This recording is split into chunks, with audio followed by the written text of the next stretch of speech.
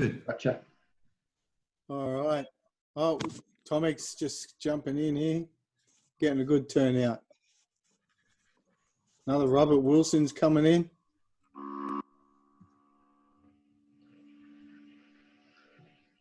Full class. We had 53 in a class the other night. That was a handful, I can tell you. Ben, still coming in, they are. Yeah, that's fine. More the merrier. Yeah, indeed, indeed. Get some value out of this Zoom thing.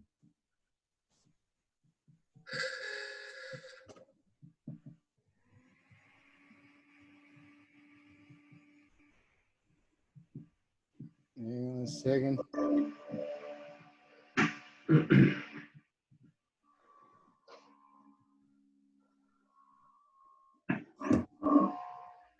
All right, looks like everyone's made it across the line at 6:30. Well done.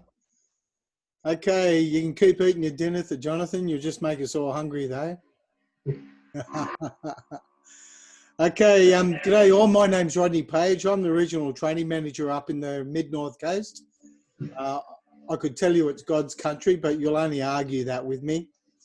Jane has asked me to step in for her tonight because she's had to put her attention elsewhere for the one night. I believe she'll be back next week. Hang on, there's Bob Lockeridge coming. G'day, Robert. Mr. Wilson, haven't seen you for a while, buddy. Yeah, sorry, bud. Can you hear me? I can now. Yeah, good to see you. Yeah, make sure you keep him on mute. I will. We'll lock him up. Lock him up. Okay, Bob's one of our directors. So. Another one.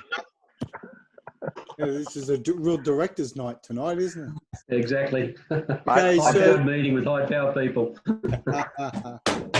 Okay, so tonight's session's been run by Ken Edwards. Ken was a unit commander and member at Hawkesbury, and he's now at Cottage Point. He's a master. He'll be leading this session tonight. I believe we're covering just the requirements of a coxswain, and then we'll be moving into collision regs. I trust everyone's had a chance to go through PowerPoints prior to tonight. Just not if you can hear me, that's okay. Hello, yep. So the way we'll keep some user interaction happening, Ken wants to keep everyone to participate because we're all at different levels here. So if you know the answers, come up with the answers. If you know all the answers, maybe you should just sit back a little bit if you get my drift. And we'll promote some discussion. That's a good thing. So we can do this a couple of ways. I'm just guessing some of you are at different levels of familiarity with Zoom. Down the bottom there, you'll see a button for chat. So you can click on that and write a question in or type a question in there. I'll pick up on that and I'll throw that open to the classroom at a poignant moment, or put your hand up in like that, thumbs up for okay, and a hand up to get my attention, and I'll bring it to Ken's attention. Now the idea of that little circular motion there is Ken's focusing on what he wants to deal with. I'll focus on you guys and that chat room, so we're both we can keep this moving quickly. Just remember though, if you stay on mute, I understand it doesn't always work, but if you press the space bar on your keyboard, that can unmute you. Just be a little bit aware though, because it's all too often people start yabbering and forget to unmute, and no one's listening, and just makes it a little bit awkward. So just remember that you're that you've been muted. If you've got a bit of noise in the background, stay muted. Like, there you go, I just heard some kids. That's kind of normal in these days. Otherwise, being unmuted is not a problem. I'm in an empty house, so it's not a worry for me. So without any further ado, unless there's some questions there on some etiquette, how we're doing this, and I'll take it. No one's got a question, and we'll move on. Ken, the floor is yours, my friend. Thank you, Rodney. Thank you, everyone, for coming along tonight. I hope that we do get some value out of it. I must admit, it's really about interaction between everybody. I don't know all the answers, so we'll be looking for you guys to certainly make a comment and add to it. What we're going to do is we're doing section 1 leadership. So you should be hopefully looking at pages 14, pages 15, pages 16. And then once we've discussed those and have a basic understanding of what's in those particular pages, we'll move on to the question bank. And what I'd like you to try and do is go through and answer all those questions. So hopefully by the end of the first round, you will have completed page 17 with your answers. We can feed off other people if you're not sure how to phrase or answer the question, but we really do want to try and make it your own ideas and your own work. So starting off on section 1, has everyone got copies of page 14 and 15, 16 and 17 available to turn up and have a quick look as we go through? If not, if you can pull them out, that would be fantastic. Just give me a thumbs up if everyone's got it. And if you need to get it, we're happy to wait for a little minute. Ken. Hey, Ken, Joanna, go for it, mate. Yeah, I've got a quick question. You keep talking about pages 14 and 15. Is that in the fill and save workbook or? Should be one of the same. Yep. Okay, that was different to the pages that were outlined in the outline that came out for us, which was pages 10 and 11.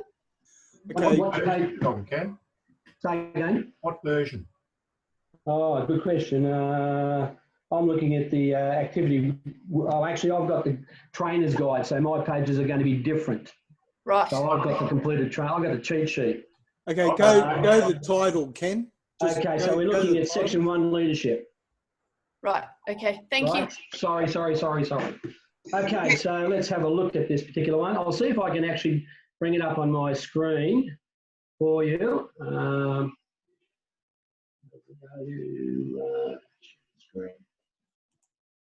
Okay, Rodney, you need to activate that screen so I can share.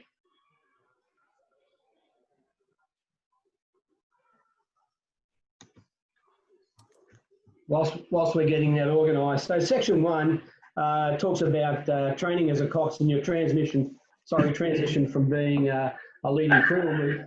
And we've got some very, very good leading crew who'll find it very easy to move into the role as a coxswain, which is slightly different from the leading crew. Not terribly different in my regard, in my view, as most of some of our leading crew members are actually masters of the vessel, and they have that attribute of being able to look after the team and do what's required at that particular level. So the movement from there to leading crew should be just a fairly easy progression through the thing. So we talk about what a coxswain is, and that's what our focus is going to be on that.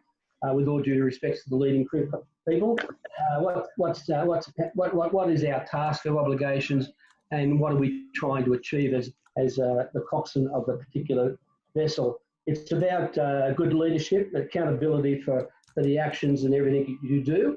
Unfortunately, at this particular level, you are accountable for everything that happens on that vessel, to the crew and to the vessel itself, and to the public as well.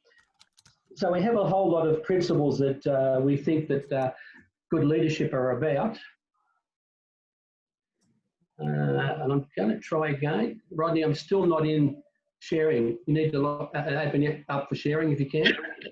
Okay, just wait on that. You're right. Okay, try again now. Try again. Aha, righto. So here we go. So everyone now should have this document in front of it. I'll increase the size of it. So we've talked about the preamble up in here about generalising. Now we're talking about what we believe is good leadership. It's a matter of communication. We'll go over the page shortly and we'll explore what it has to say. It talks about teamwork, which is absolutely essential on our vessels, and certainly as general unit members throughout our units. Someone saying something there? So just put your hand up. Rodney will pick them up. If not, can you mute, please? Motivation, what motivates you to be a coxswain and how we best move forward in that particular role. Diversity, conflict resolution is one that we need to look at. It is covered in a couple of the SOPs. We might ask the question about the various SOPs and just see if we do have some feedback on that. As a coxswain, I truly believe that we should have a reasonable understanding of the various SOPs. That includes the admin SOPs and also the operational SOPs.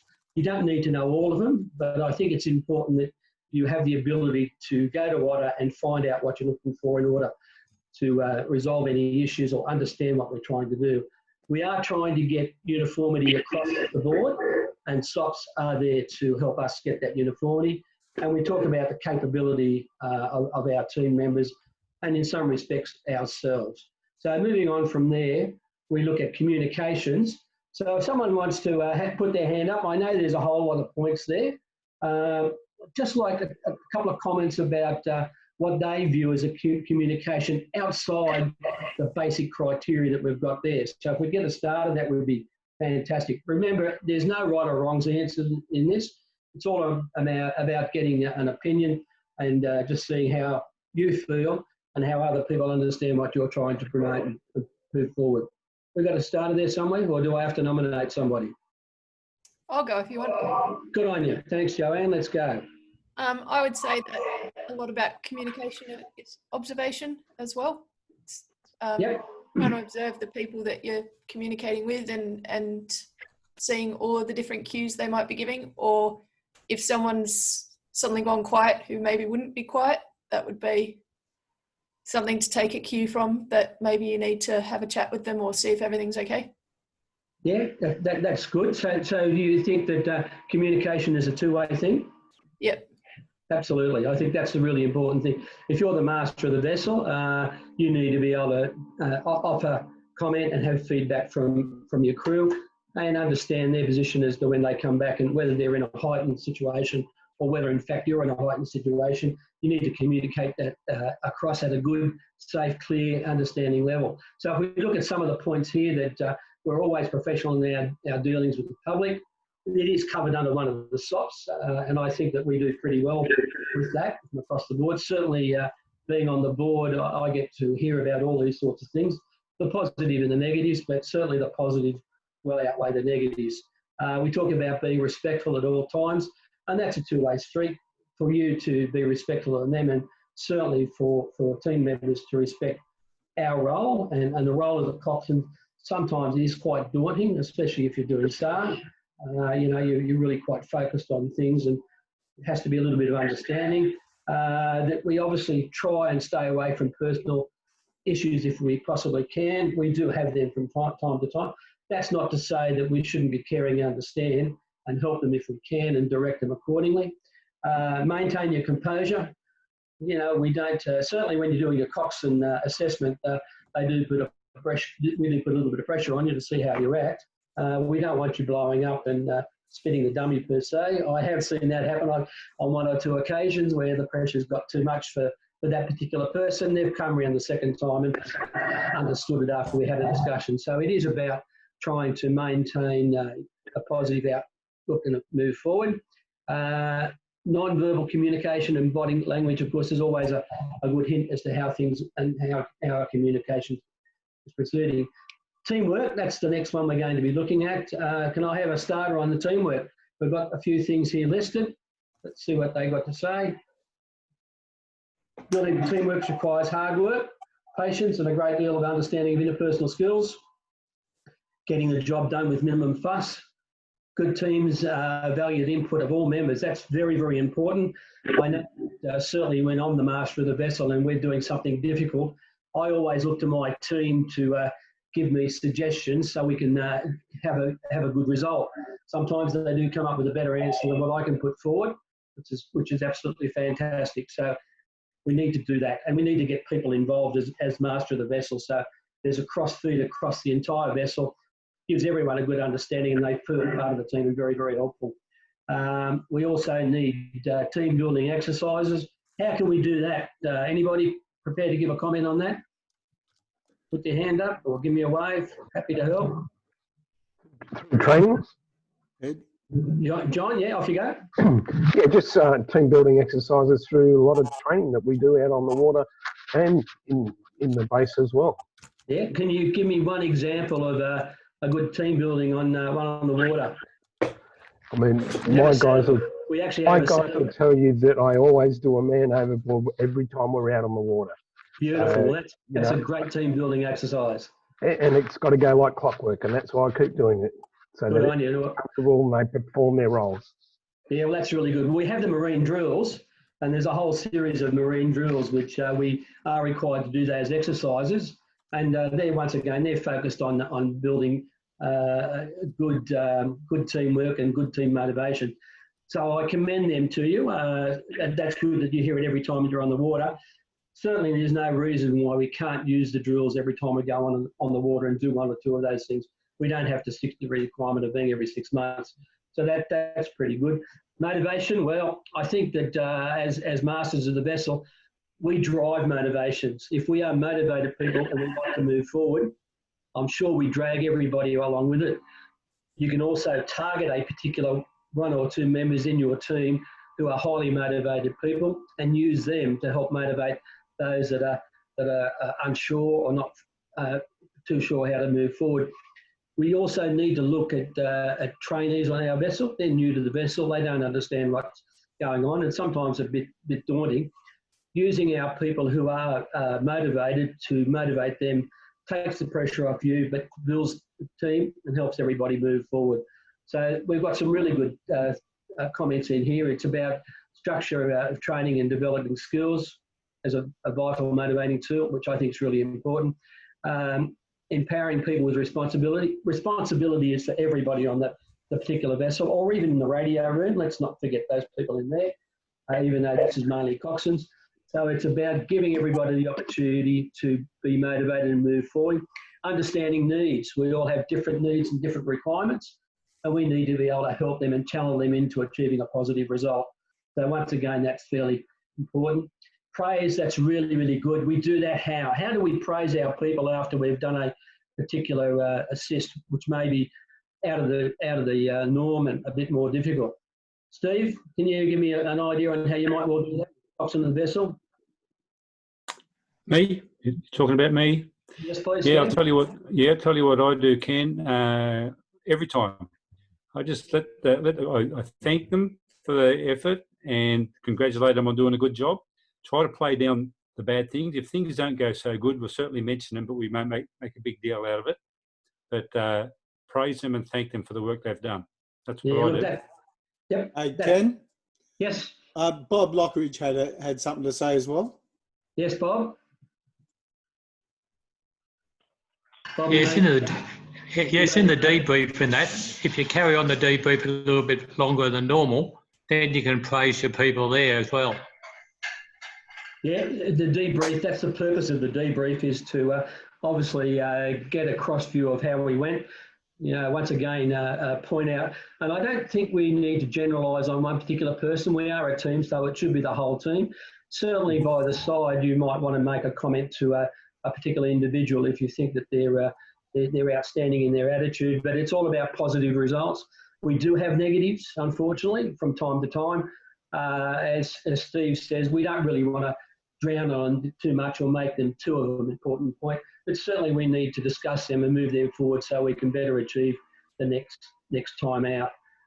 Diversity, we're talking about these laws and policies. Oops, anybody there, sorry? Yep. We're talking about laws and policies regarding workplace being exclusive in the environment. So in there, we're talking to some respect into what area do you think we might be talking about? We've got a starter there, please. Anybody? Cultural diversity. Sorry, who is that? Howard? Cultural diversity, ethnic diversity, racial diversity, capability diversity in terms of whether people might have a handicap or not. Yeah, that's true. So there's a whole lot of areas of diversity that we need to consider. I suppose in some respects we don't have too many diversity issues with cultural issues on our vessels. but it's something we need to be aware of, we need to be able to address, and we need to make sure our whole team are happy to accept the diversity in there. Conflict resolution, once again, this is an area as a master of the vessel we need to be aware of, and we need to think about how we handle that particular issue. I'm going to just pop up one of the SOPs. So everyone see that particular SOP, which is the admin 08 SOP. So if we can just go through that, it talks about conducts of members, and it talks about the need to have a, yep. Can everyone see that SOP? Yep. Great, thank you. Yeah, so you got it. It talks about the high standard of confidence and trust we need to build in the community. It talks about the priority of guiding members in a professional manner. And it goes on to say, it spells out what the expectation is with ourselves. It talks about we are here to honour unity, respect and leadership, and act at the highest level of professional and personal behaviour as well. So there is that SOP there that covers that particular item. Back to our leadership. Capability. Do we all have the capability to take on difficult tasks as coxswains, do you think? Yes, I do. We do? And how do we achieve we do, yeah. Rick, can you give me a hint? Got you again. Which one? So we're talking about capabilities. So the question was, do we all have the capability to perform the task as coxswains? I believe we do, yes. Make sure we have the underlying knowledge first, and then start to understand our people and how we use our people individually to get the best out of them. Yeah, that's a good point. Babs, what about you? What do you think we can add to that particular comment? That we have got capability, because otherwise we shouldn't be qualified as coxswain, but it's all about knowledge and learning and using those skills. It certainly is, and I think it's about having the ability to ask questions of other coxswains or other people to help you move forward and better understand. It can be challenging, especially if you're a brand new coxswain, and when I've done an assessment on coxswains, I always remind them that they are at the bottom and they're starting to learn their way up through to the more difficult roles. Certainly in some of the areas that we're involved in, it can be difficult at times, and certainly the coxswain needs support, as we previously discussed. You need to be self-critical as well and learn from your mistakes and try and develop yourself continually. I think that's a good comment, Rick, and I think that we all should take that on board. Analysing yourself and being self-critical of yourself gives you a better understanding of what your shortfalls are and how you can best improve those shortfalls. Okay, so moving on, I'm going to stop sharing that screen. I'm going to pop up the question bank now and see if we can work through that. Please have a go at yourself, but don't be frightened to put your hand up and ask for some assistance. So everyone see that one on the screen? If you can't, let me know. So in your own words, what do you consider to be the role of a coxswain? So if you could just briefly write something in there. Sorry, Ken, we can't see your screen at the moment. I can't see my screen. Sorry, what have I done wrong? Hang on. Close that down. Whoops. So go back into. Right, sorry. Technology. I love it. Let's see what we've got now. Okay, is that better? Not yet. Thank you very much. Okay, in your own words, what do you consider to be the role of the coxswain? Do you want to have a go at it yourself, or do you want to open up for a group comment and then perhaps form your own comments from the group comment? Happy to go either way. So perhaps we do a group comment. I'm going to pick on Jonathan Wiley, who's from Cottage Point. Jonathan, what do you consider the role of a coxswain? I'll give you the $50 later, mate. While on the marine rescue vessel, I reckon the coxswain is responsible for the safety of the vessel, the crew safety, and the efficient completion of tasks as instructed by the duty officer. Okay, thanks, Jonathan. I'll move on to another comment. Let's see who we got here. Can I have a go? Yeah, please. Don't be frightened to sing out. Bob, go for it, Bob. Okay.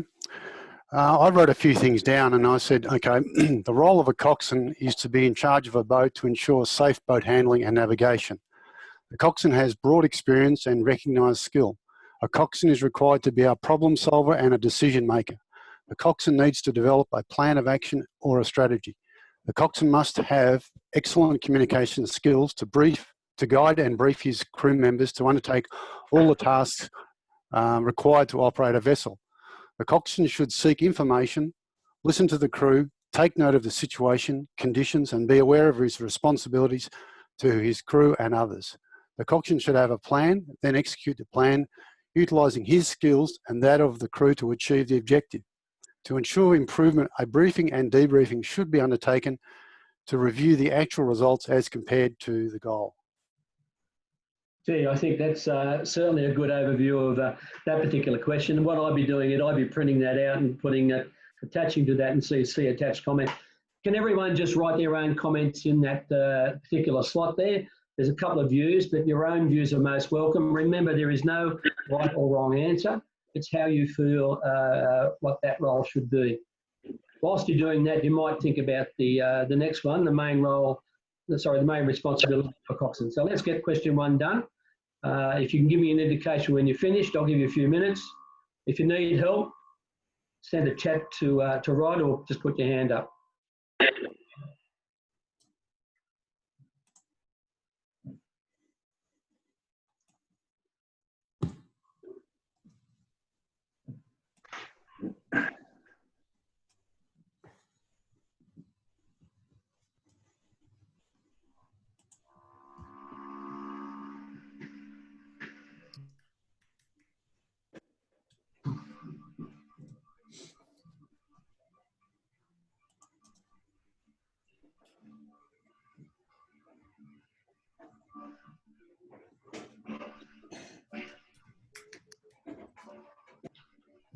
Okay, how are we going? We might try and move on to question 2.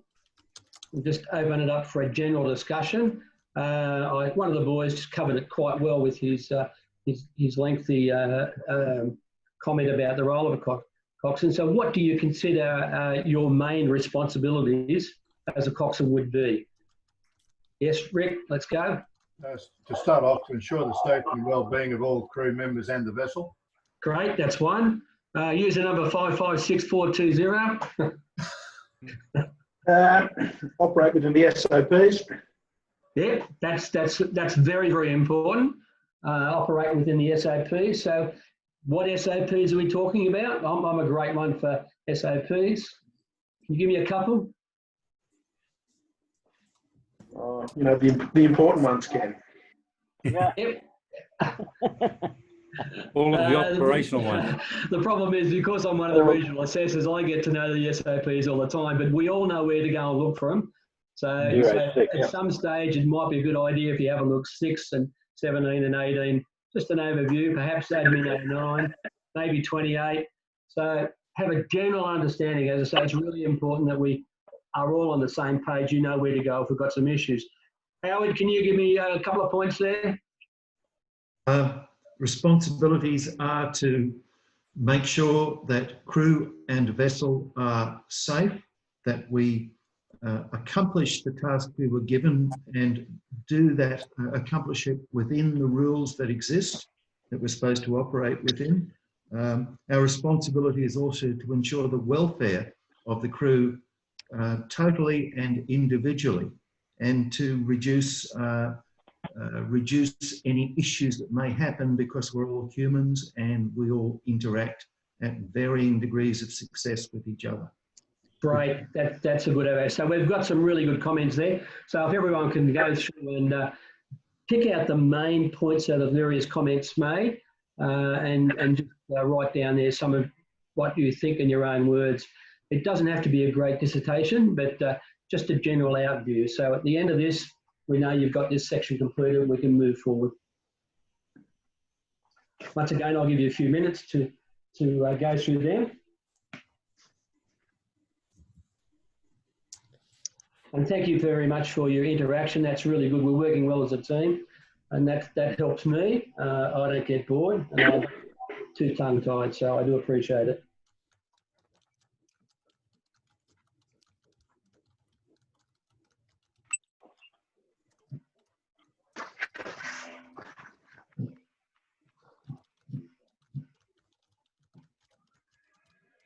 What we haven't mentioned so far, Ken, also is that we have to ensure the safety of the boating public we interact with, in that everything we do could have a pretty big impact on them. Yeah, once again, another very good point. And thank you for pointing that out. Of course, the public are our main customers, so we have an obligation to look after them in our best interest.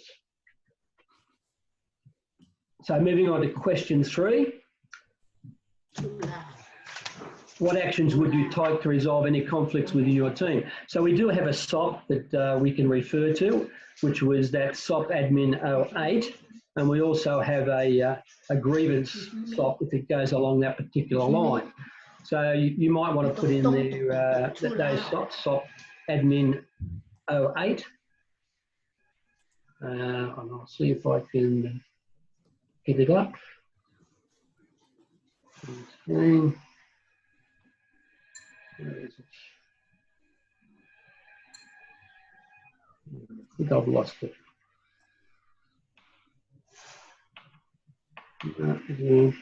Yeah, I'm sorry, but I've misplaced it. We after Ken, stop admin 08. Yes, please. It'll take me a bit. Keep talking. Hang on, I think I've got it. Here we are. Go back. Share the screen. I don't want to hear the thing. When I have okay, is everyone seeing that particular SOP? Love a thumbs up. Thank you very much. So there's your SOP admin 08. And it generally lines out members' conduct, and it does go into some areas of conflict and conflict resolution. That's that particular one. Or we look at the grievance SOP. Hopefully it never gets to this particular stage. So it's admin 06, and it spells out the rights and obligations of all parties should the conflict end up into be a grievancing situation. So it does have a process, which is through the unit commander, through the ROM, and then if there can't be a resolution at that particular level, it goes to a higher level. And then after that, it does end up at the board, and the board obviously will then give a direction to the operational team as how we best have a look at. So what I would suggest, if you can pop those SOPs in your little question area there, you might want to have a look at it in the coming weeks just to understand what it's on about and where you go forward. Go back to our questions.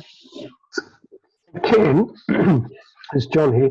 Does SOP admin 05 discipline of members fall into that category as well? Yes, it does. It does as well. I just tried to pick out some generalised SOPs. There are quite a few SOPs that cover it, but 05 will cover it as well. So you're welcome to use that on your question and answer. Going back to, where am I? Here we are. So how have we gone? We've gone question 1, question 2, question 3. So let's just have a quick recap. Does someone want to give me their generalised comment on? All right, just bear with me.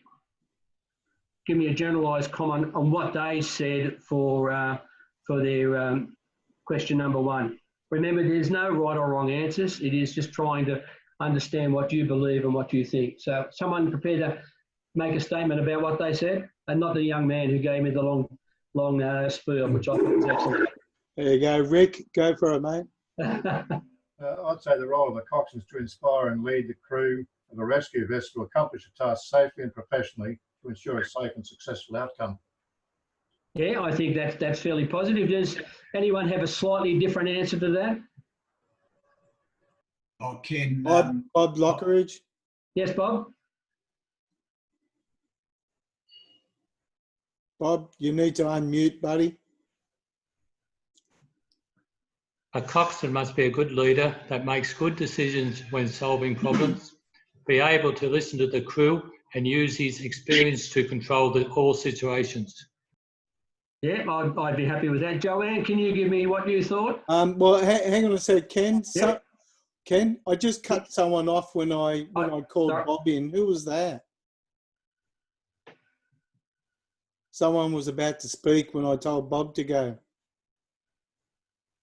Not going. Cool. Okay. Sorry, Joanne. Go. Joanne, you got a view? I pretty much said what the others have said, but I added in that they need to be encouraging and open to other people's ideas and help the crewmates achieve their full potential and their goals. Okay, so I think everybody's on the right page and we're all moving forward. So Joanne, while I've got you there, question number 2. Can you give me a quick overview and then I'll grab somebody else?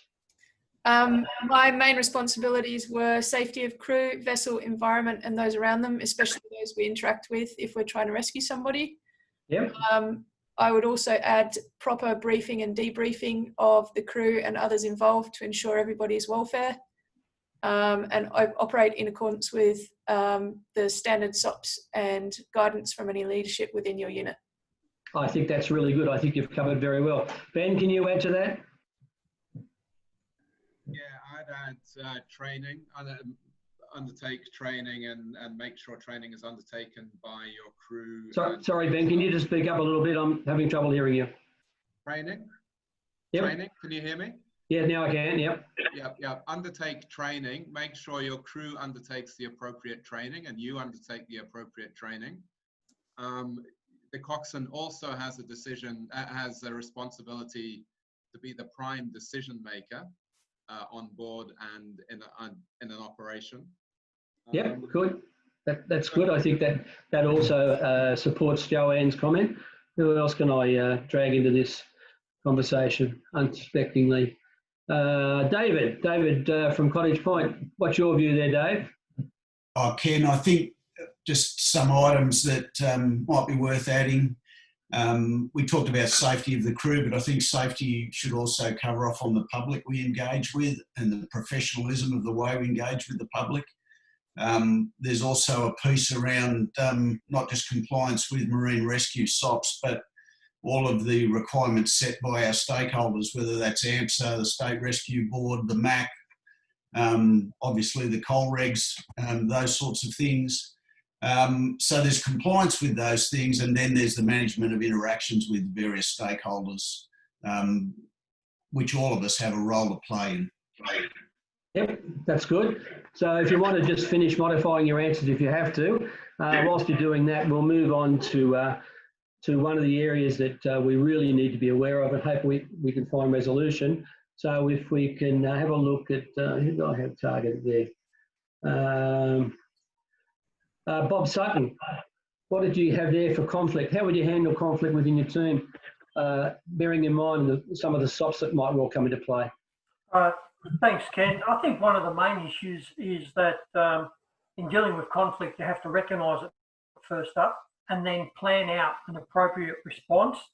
Timing is critical, as don't go into a heated situation when when you may have the time to be able to let it calm down, and then deal with it as more of a training exercise and getting everybody back on track.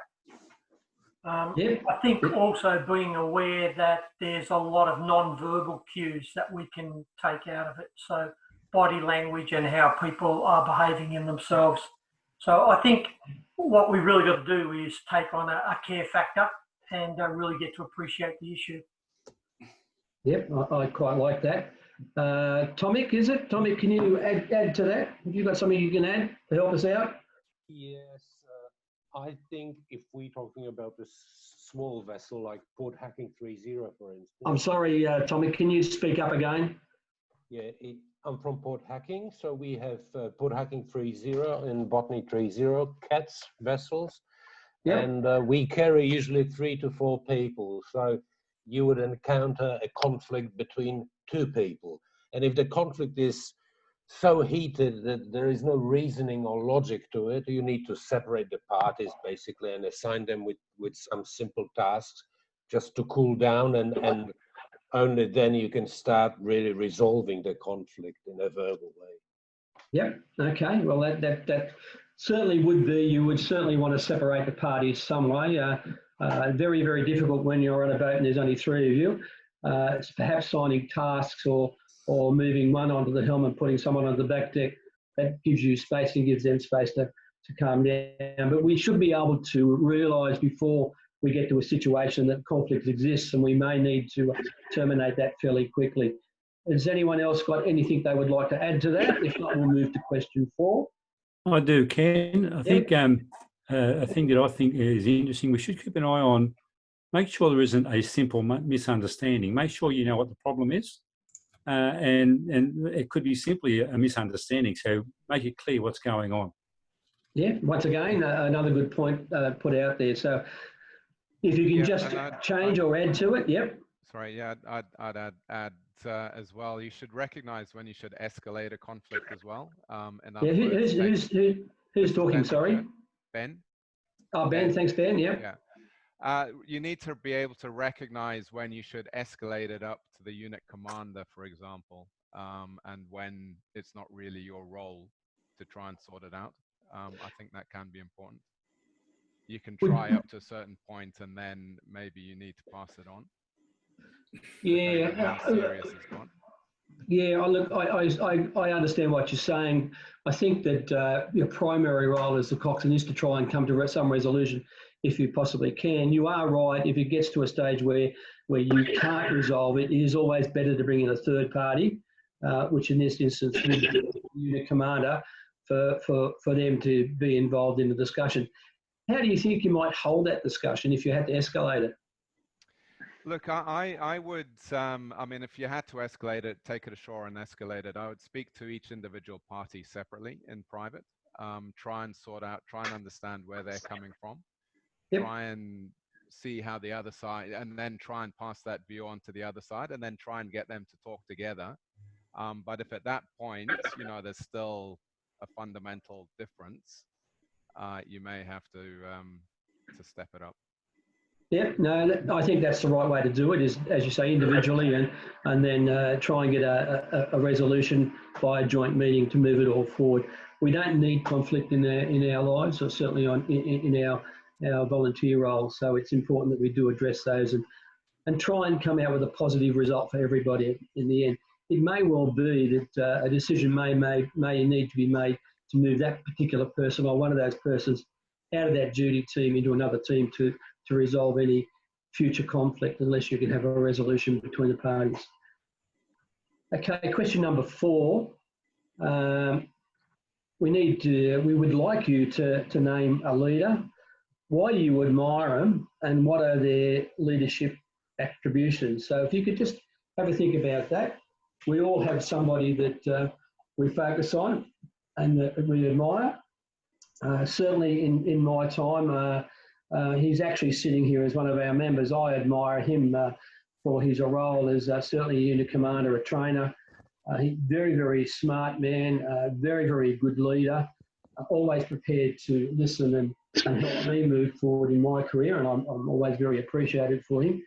And he has very, very good, strong leaderships and good, strong qualities.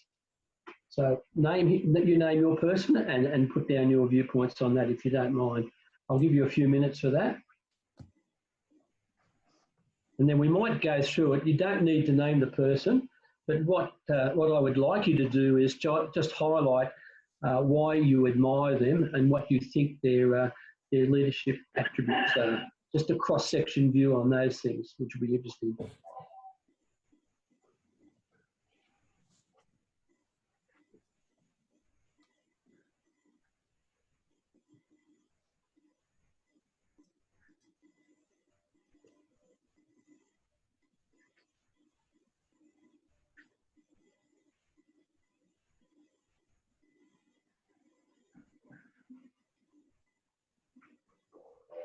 So if we've got somebody who's been able to complete that fairly quickly, just sing out your name and then we'll just get you to make your comment on those two items.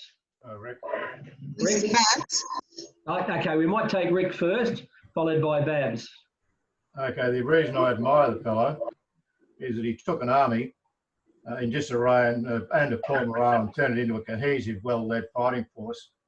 And I could go on about that. The elements of his leadership attributes were primarily integrity, courage, knowledge, balanced judgment, fairness, flexibility, professional communication, and trust. He certainly has strong attributes and certainly a strong role. So it sounds like to me he might be an extremely good leader. Babs, what do you? Well, mine's a woman, and I've got very similar qualities. So I think that is what makes a good leader. Optimism, common sense, approachability, and empathy, and their attributes are sympathy, love, integrity, solace, and steel. Oh, I like that, solace and steel. I'm not going to argue with you, Babs. Okay. Jacinta Ahern, if anyone wants to know. Okay, Michael, can you make some comment? You might need to unmute, Mike.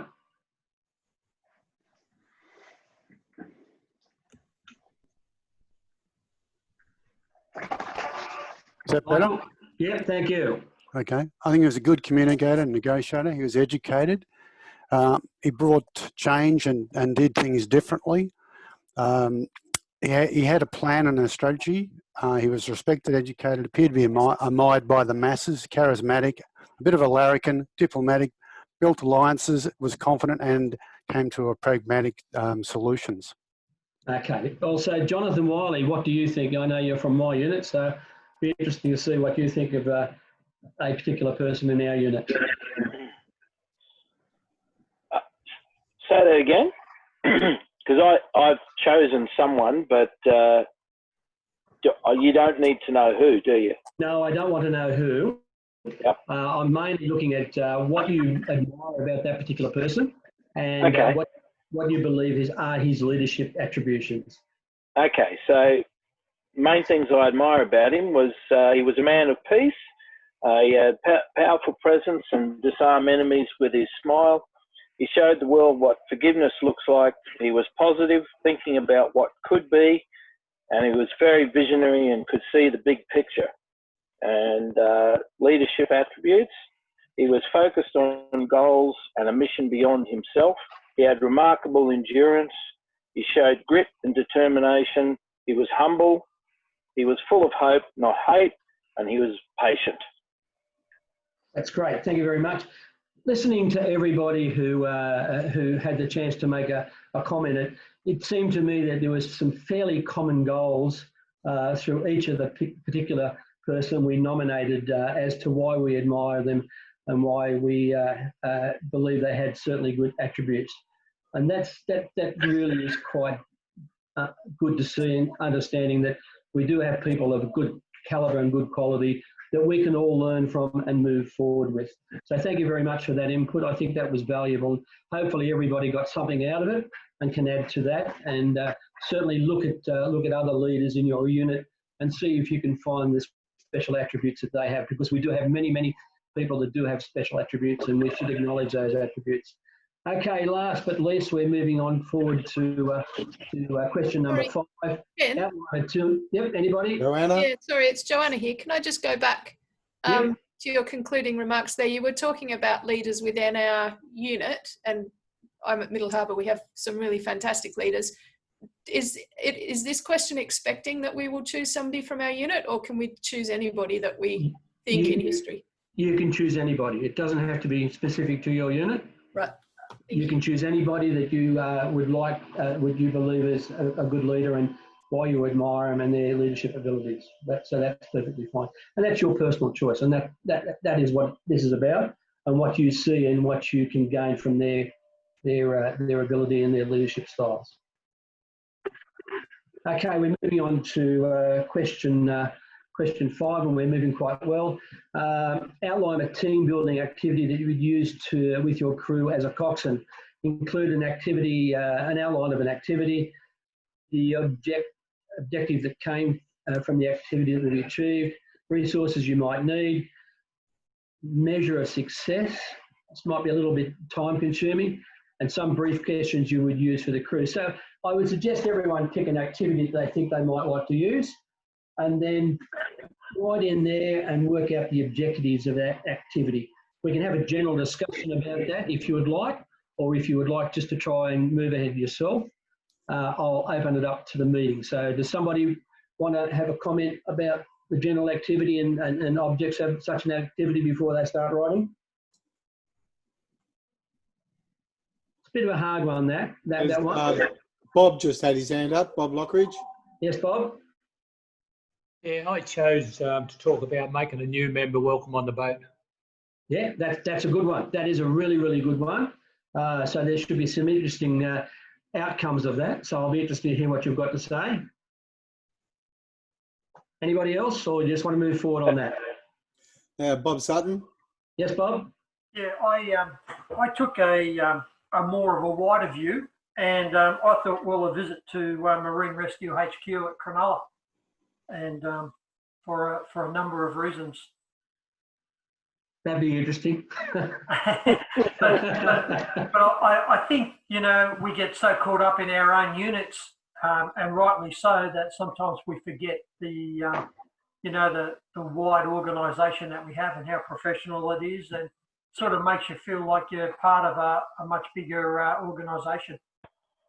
That's really, really great. And look, I'm going to give the headquarters a plug here, because I know that being at Hawkesbury and Cottage Point and being director, I do get to meet a lot of the people at the headquarters.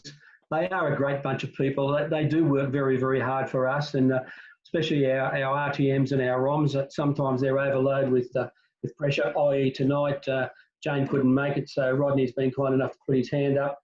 So we are fortunate to have a small bunch of people that are fairly well dedicated to us, and in return, we are fairly dedicated to them.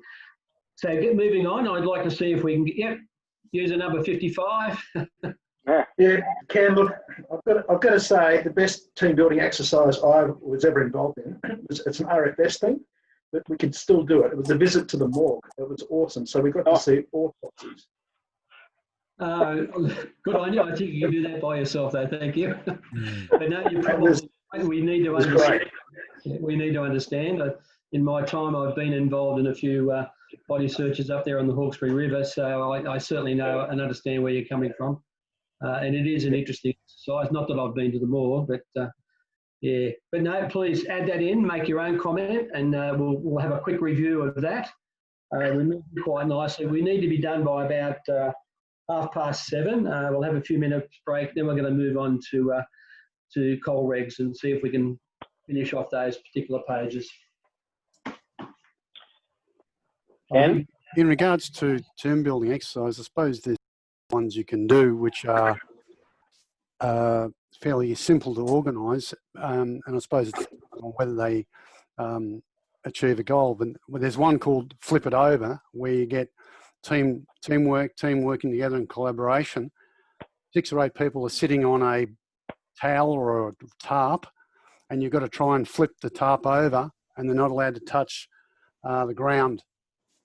And so it's a matter of, and they're covering about 3/4 of the tarp. That's the only one I've sort of seen. But anyway, it's a pretty simple exercise, I suppose, to in regards to equipment. But that's one sort of thing to get the team working together in a pretty quick little exercise. I think that's, once again, that's another good idea, and it's something we could probably all take on board, because as coxswain we need to build our team and build unity within the team. So something like that, or some of the corporate challenges that they have out for teams that you can Google, might well be a good thing to do. Team building, of course, is primarily based through marine drills. That does build good teams and has positive outcomes for all. So we're looking pretty well. Ken, Ken? got something there. Babs? Sorry, are you talking to me? No, Babs, you're muted, mate. Unmute. There we go. Is that better? Yep. That's it. Okay. I took a different approach than the traditional team building. I thought we could use it something that would benefit the unit. So I said I was going to get my crew to write and direct a movie on BG30 and all the equipment, and it was how they organised it and how they assigned roles and all that kind of thing was all part of the team building exercise. Have you done that, Babs, or is it just your thought? It's just our thoughts. If we get, we're thinking we might do it, but yeah. It'd be interesting to see that, and it'd be something well worthwhile sending on to RTM, who might be able to pass it wide and far to give other people an idea of what happens and how you achieve your end result with your team building. I quite like that suggestion. So we all finished the last one. If you haven't, we can certainly leave it and you can finish it off in your own time. But I think that we've covered pretty well the leadership. It's not a big module. Just once again doing a review.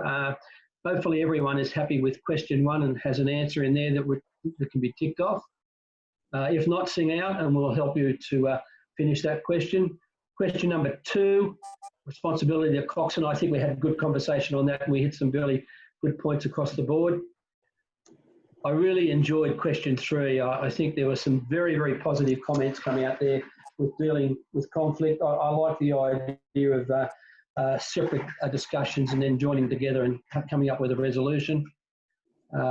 Once again, the SOPs, if you can write them in there, that's good. Have a little bit of a read them, put them in the back of your mind, or even put it in your book that you take on your boat that you can use and refresh from time to time. Once again, leaders and what they do, that's an individual, personal thing. We all have our people that we have high regard for and high respect.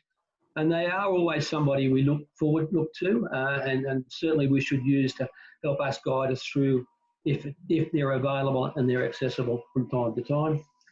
And last but not least, our team building activity can be varied in many. The film idea with Babs, I quite like that.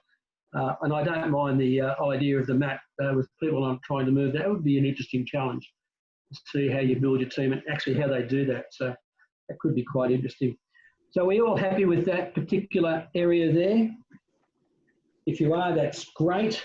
What you might like to do is on the adjoining page is put in there somewhere along the lines that this document was completed at the Coxswain seminar dated today, and that Ken Edwards was the presenter and trainer for that particular thing. So that might help you to get that document signed off.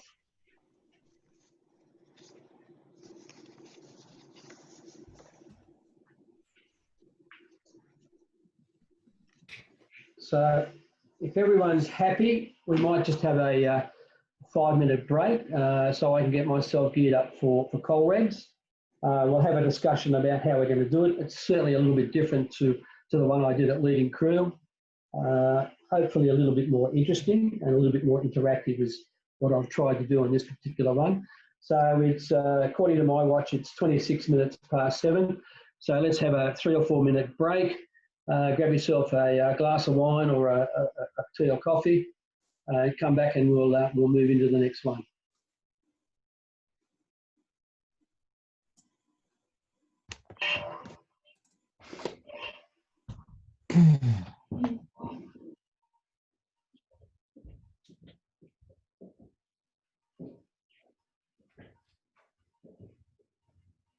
Yeah, okay.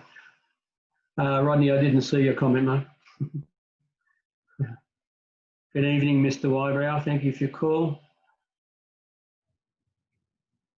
Good evening. Yeah, well, in your last comment, go and jump in the lake.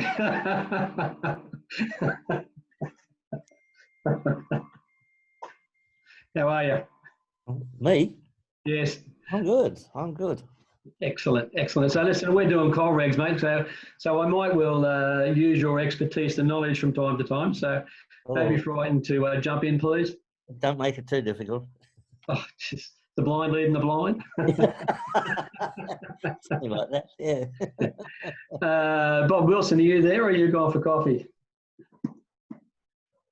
I think he's left the room. No, I'm here. I'm just sort of staying mute and sort of invisible. That's Now, not like you, Robert. G'day, Tony. Good to see you, buddy. Ken, could I ask you a question? Yes, please. Ken, I'm around for, I know this isn't your concern predominantly because you're not conducting it, but I'm around for next Tuesday's engineering one with Ian Morrow, but then I'm out of town and beyond phone range on the 11th of the 8th. And I'm just wondering, what do I do about, and how do I know how the engineering one splits up? Because to me, it's not extremely obvious. Which look, I don't know. What I do is I shoot an email off to Jane or to Rodney. I'm sure they might be able to answer that question for you because they would have the split on engineering. Do you know Ian Morrow? You know Ian? No. You don't? Okay. Rodney, you there? You there? I am now. Can you? One of the boys is doing engineering next week, which is a split subject. He's away on one of the weeks and wanted to know what the second component of the engineering might well be. I suggested to the screen, Coleridge's collision discussion. No, wrong one, sorry. Wrong one. I want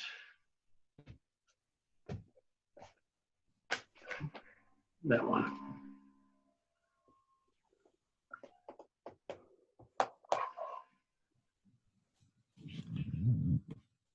Slideshow from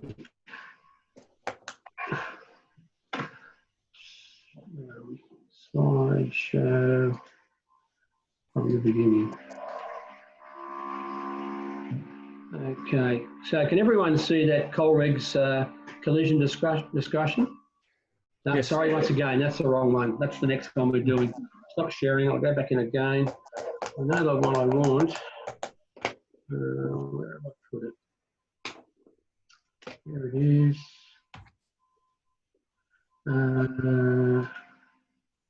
That's better.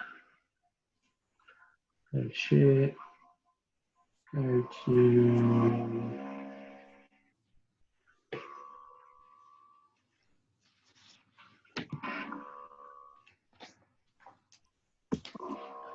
Sorry about this. I've got so many things open on the bottom of my page. That's not the one I want. Where is it? Where is it? Where is it? I'd rather do face-to-face, quite frankly. Can't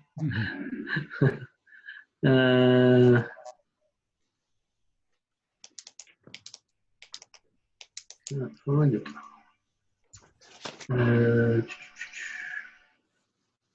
Okay, can everyone see that one? No. No. No. No. Bear with me, please. Share.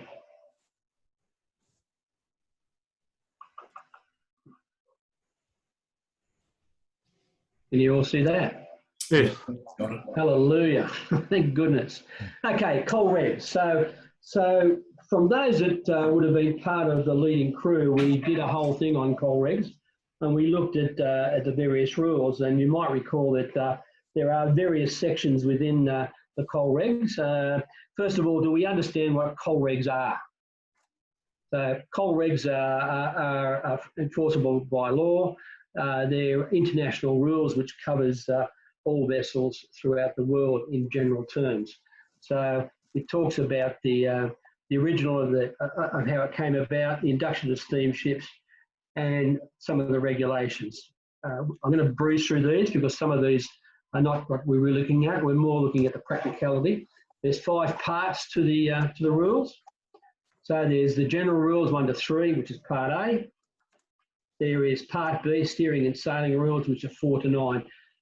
For tonight's exercise, we're going to concentrate on rules number 1 through to 19. As I say, we're not going to do shapes at this stage. Hopefully everyone has done the e-learning rules section. We all have a look at that and complete that particular section and get your certificate.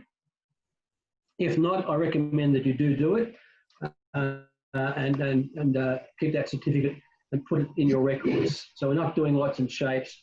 We're not going to do sounds and we're not going to do exemptions tonight. So we have a few rules that we need to consider on.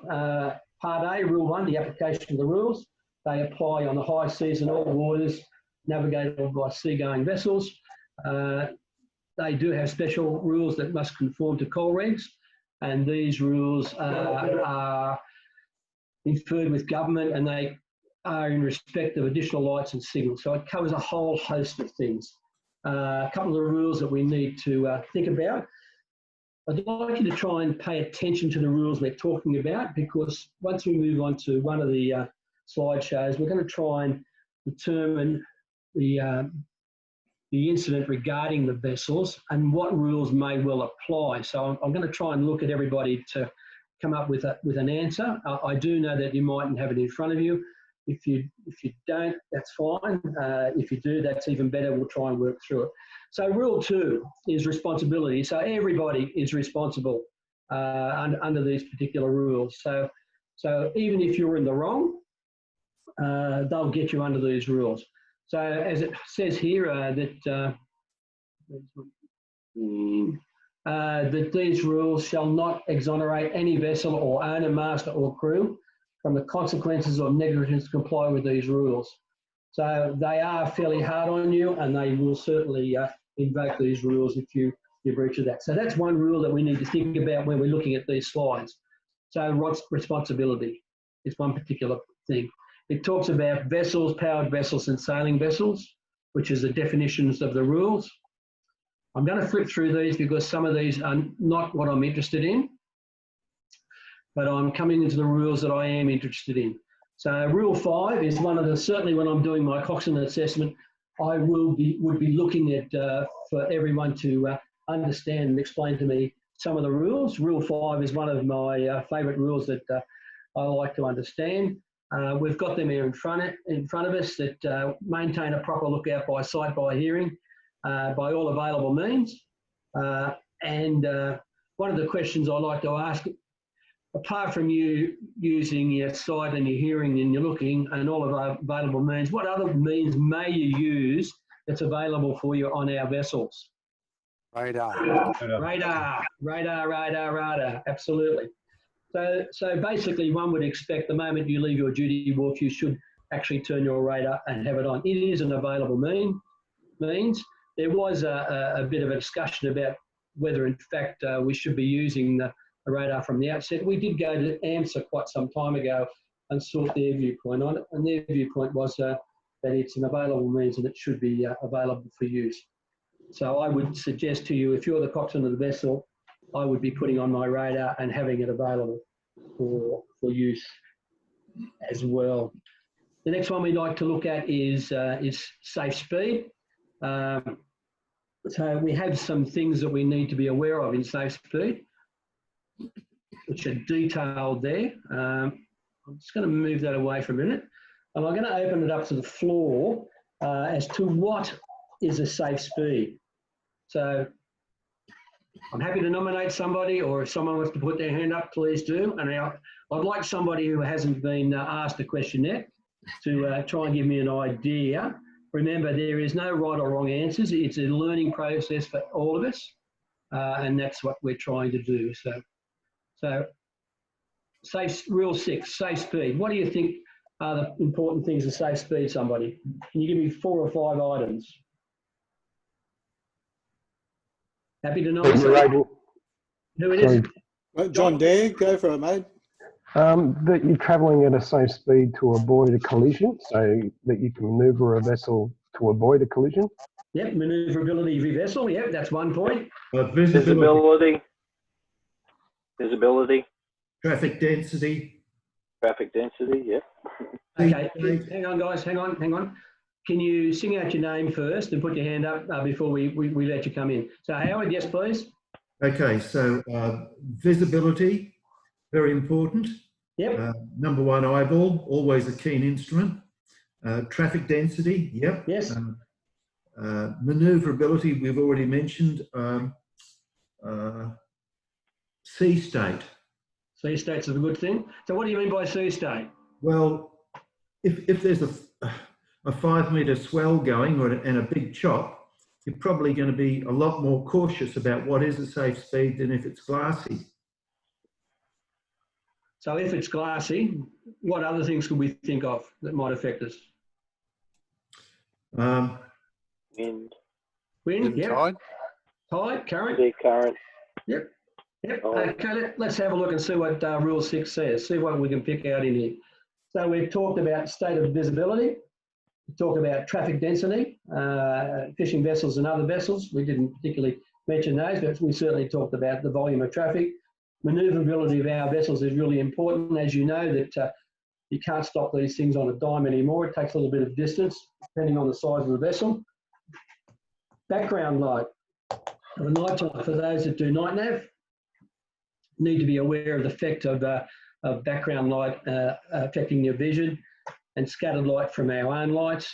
We talked about the wind, the sea and the current. We need to consider the proximity of navigational hazards as well. So I think that's a fairly good coverage of those particular items. We talked about radar in Rule 5. We can also use radar for safe speed, but it certainly has some limitations on it. What do you think those limitations might well be with the radar for safe speed? Anybody? Prevailing weather conditions. Sorry, first in was a gentleman. It's Michael. Prevailing weather conditions, like if it's raining, that can affect the clarity of the radar picture that is being painted. Yep. Clutter. Yep. Babs, Babs, sorry. I was going to say fiberglass boat won't show up on radar. Yeah, they're a bit of a problem, aren't they? It's Joanna here. I would also say the speed at which your radar updates its image. Yes, yeah, that's a good point. If you're going to also also the scale of range as well. That's a limitation. And one of the things we're going to talk about when we get down to Rule 19 is scanned information. Okay, moving on to Rule number 7. So please keep Rule number 5, Rule number 6, and Rule number 7 in your mind for when we move on to the next thing. So Rule number 7, does anyone know what Rule number 7 is? Can everyone give me a good guess? Risk of collision. Risk of collision. So the gentleman's made that statement. Can you explain to me what does that mean and what's our obligation? That you use every available means to identify if there's a risk of collision, and so you can take appropriate action to avoid it. Okay. So how would you deem a risk of collision? You're on your particular vessel. You've got you're using your eyesight and your hearing and your radar. Your visibility is limited. How could you determine whether a risk of collision existed using your radar system? Constant bearing. Yeah, it's constant bearing. Constant bearing. So what does that mean? Decrease.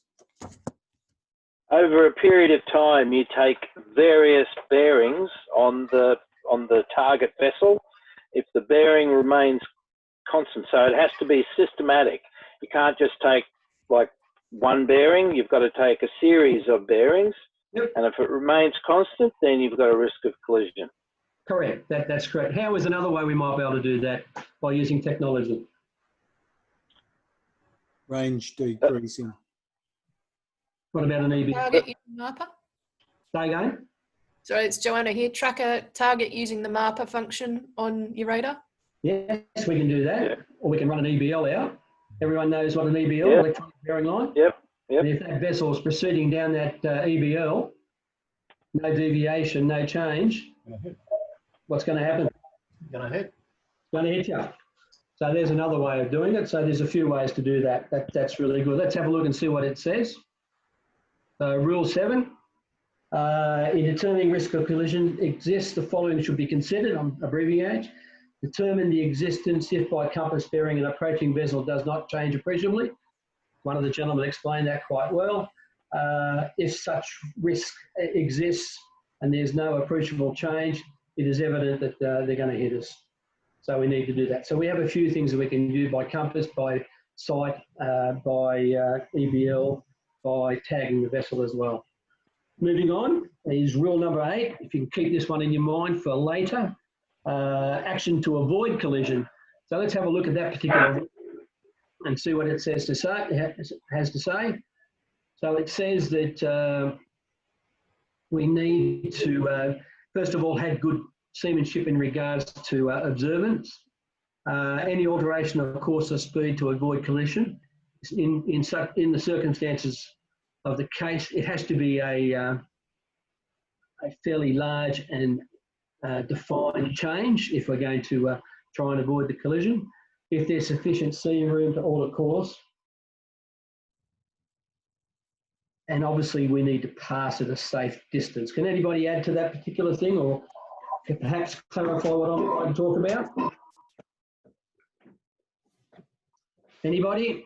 Ben, can you help me out here and clarify? Look, I mean, the main thing for me is making sure that you make any change early on and make a big change. I mean, that's important. I mean, yeah. I mean, what else would you like clarified? No, I think that's good. I'm just looking for comment to pan out what I've said.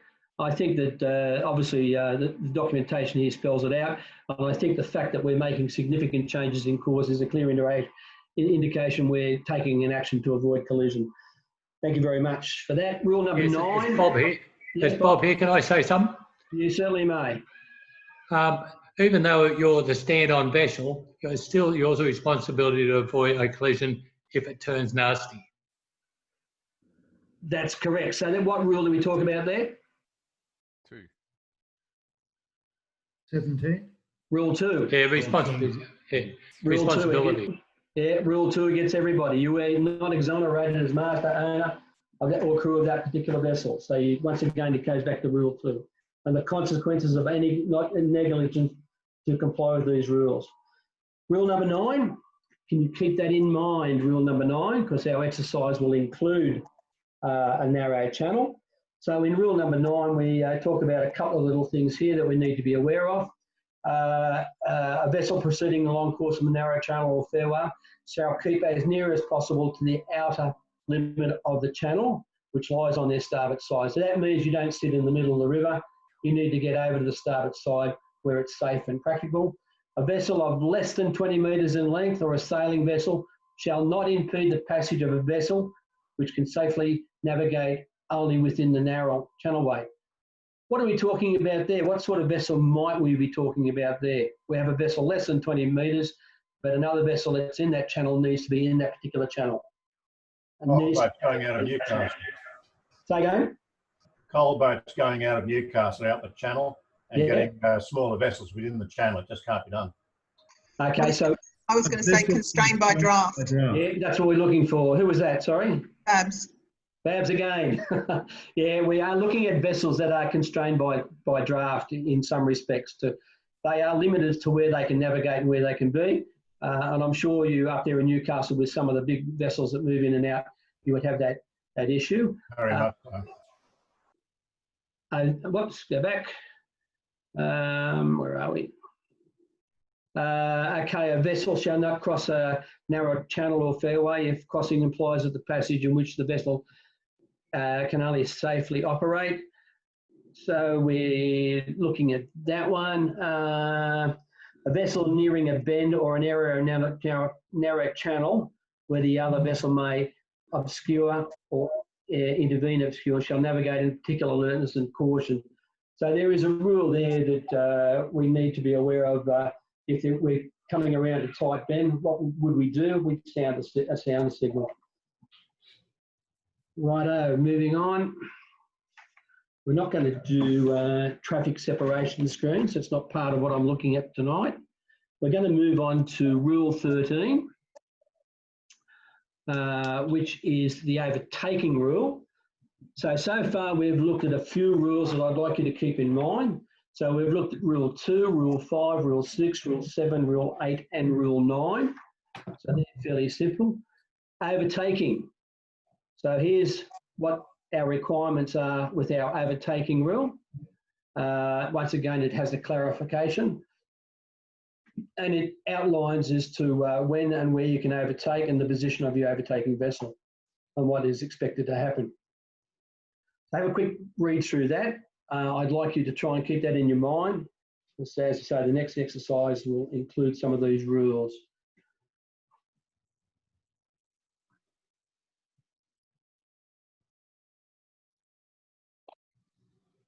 Right, moving on to Rule 14. We're looking at head-on situations. So we have two vessels coming head-on to each other. User 55, what's your obligation when you've got another vessel and you and him, the other vessel, are heading towards each other? Unmute, thank you. Turn to starboard. Hold course to starboard. Correct. Yeah, give yourself plenty of room. Make a big turn so he knows exactly what you're doing.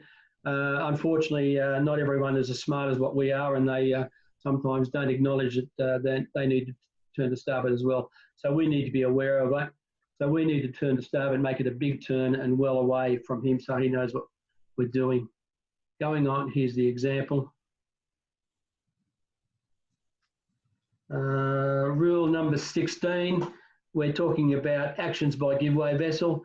Every vessel which is directed to keep out of the way of another vessel as far as possible. So we need to make sure that if we're coming in a crossing situation that we know the rule and stay well clear and manoeuvre well away from them. In most instances, we would expect the manoeuvre to be at a particular vessel, let them move forward. Action by the stand-on vessel. It goes on to say, if we can quick look there, what the requirements of the stand-on vessel. Once again, you need to keep this rule in mind because there's one exercise there that this rule may well come into play. We'll see how we go. Okay. So you're required to keep your course and speed to avoid collision. Power-driven vessel which takes action in crossing in accordance with sub-paragraph to avoid collision with another vessel shall, if circumstances or case meant, not order course to port. So we, as a general rule, we never order our course to port. There is one situation where we may be able to use that particular rule on our. Okay. Let me have a look at the rule. The next one I want to look at is rule number 19. Okay, contact of vessels in restricted visibility. So I'm going to rope Tony Wybow. Are you in there? Tony? Yes, I am. Yeah. I'm going to pass this off to you, Tony, because I like the way you explain this, and Tony is one of my mentors. He has a particularly good understanding of this rule, and he has the ability to make it very clear and concise as to what our obligations are. So, Tony, I'm going to drop you in it, and I'll certainly buy you a lunch at some stage. Would you like to dissertate on Rule 19 for me? Yes, okay. Rule 19 applies not only when you are in conditions of restricted visibility, when you are in the proximity of conditions of restricted visibility. Don't assume either for this that if you have a contact that you cannot see because of restricted visibility, and we've had a bit around Sydney and other parts the last few days, you've got them on radar, and don't assume that they can see you. They might not have radar. So when we approach, we do so at a safe speed, which is obviously not the speed we were galloping down the Hawkesbury to pass Lion Island when we suddenly run into this fog bank. Or it has been, we've received a security message to tell us there's been reported of conditions of restricted visibility. This is the one case in which there is no situation of stand on and give way. Remember, the stand on give way strictly for vessels within sight of one another. And the requirement of Rule 19, and you can be pretty sure you might get this in your assessment, is that you alter course,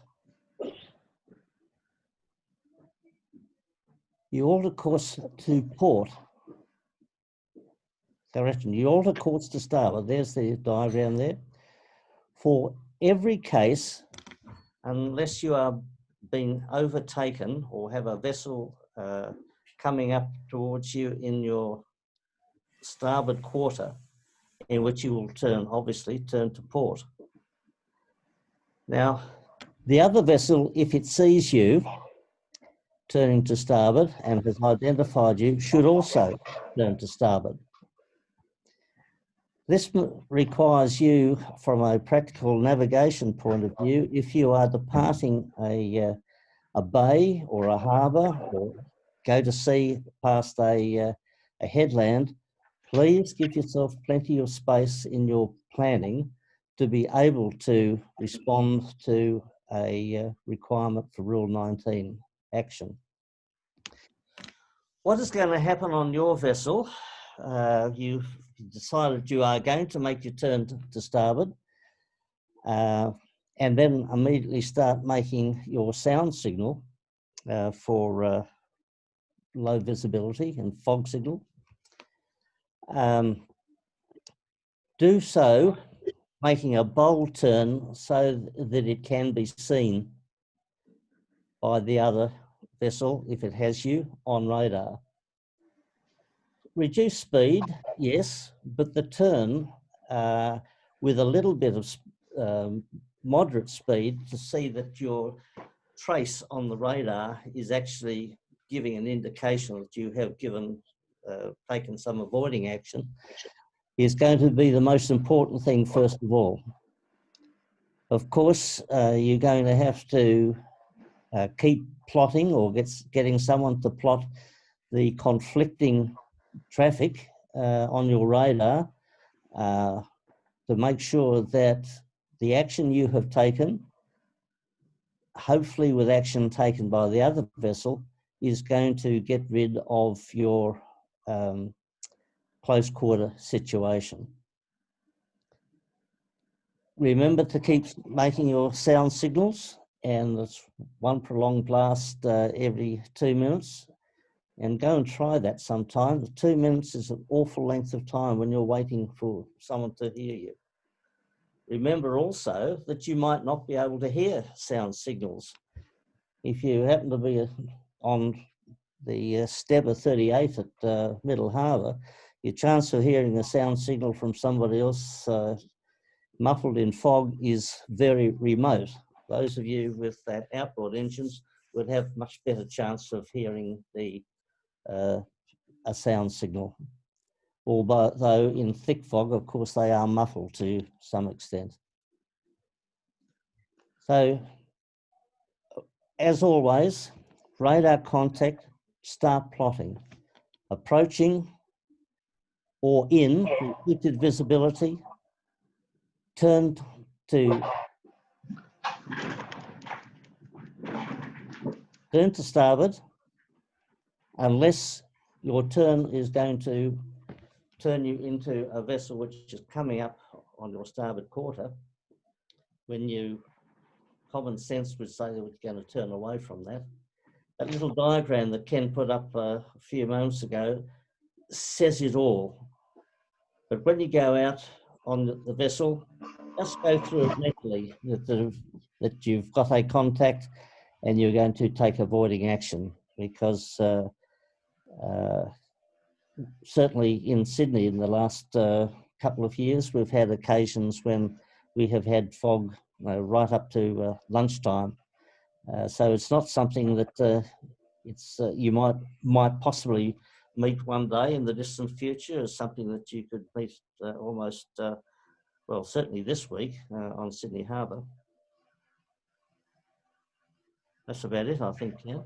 No, Tony, thank you very much. As I say, Tony is very well versed in this, and I do really like the way he explains it. It's fairly clear and concise, and stops me babbling on and mumbling over it. So, Tony, thank you very much. And he does have a lot of expertise in this, certainly in his former career and certainly as a member of Middle Harbour. So, thanks very much. So what we're going to try and do now is just do a quick recap. Because I want you to try and understand and relate these rules to the next slide that we're going to have forward. So we talked about Rule 2, which was responsibility. Rule 5 was lookout. Rule 6 was safe speed. Rule 7, risk of collision. Rule 8, action to avoid. Rule 9, narrow channels. Rule 13 was overtaking. Rule 14 is head on. Rule 15 was crossing situations. Rule 16, action by the giveaway vessel. Rule 17, action by the stand-on vessel. And of course, Rule 19, which Tony's just explained. So we're going to pop up this little slide. And what we're going to do is we're going to have a chat about it. And we're going to see if we can apply the appropriate rule to the incident. Bear with me. Share screen. Is this the one? Is this the one? Yep, okay. So here we go. From the beginning. So can everybody see that? Yes. Thank you very much. Emergency situation hypothetical. Hopefully you've been through what and had a look at this particular one and the other one that I'm going to pop up. And just after your view and your comment, once again, please sing out your name or raise your hand. Rodney's in the background there monitoring everybody. And what we want you to do is have a talk about the incident and then try and relate what rules you think might apply to the particular interest. Remember, there is no right or wrong. We're all here to learn. So please have a go at it. So here we go. So you're the skipper of PJ20, travelling at 10 knots in the northerly direction in the centre of the Western Channel in Sydney Harbour. You're on your way to assist a vessel 1 nautical mile east of North Head. You observe the Manly Ferry freshwater travelling directly astern at a range of 200 yards, rapidly closing on a steady bearing. So there's one rule you should be thinking about straight away on this particular issue. Here we are as the Western Channel, which goes out. Some people will know. I understand some of the regions might know the area too well. Here's our ferry. She's 69 metres long. She weighs 1.1 tonnes. Ken, sorry, apologies. Can I just say, I think we might be seeing a different screen to you because we're still looking at the first slide. Cover sheet. Okay, have you got the skipper, part 1, scenario part 1? No, we're still looking at emergency situation hypothetical. Okay, let me just stop share. I'll reload this. Let's see what's going on.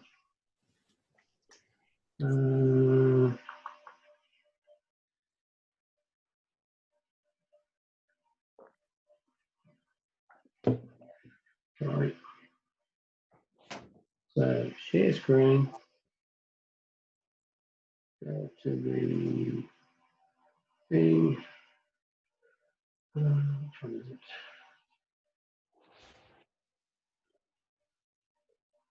Sorry, my computer's just loading. That's the wrong one.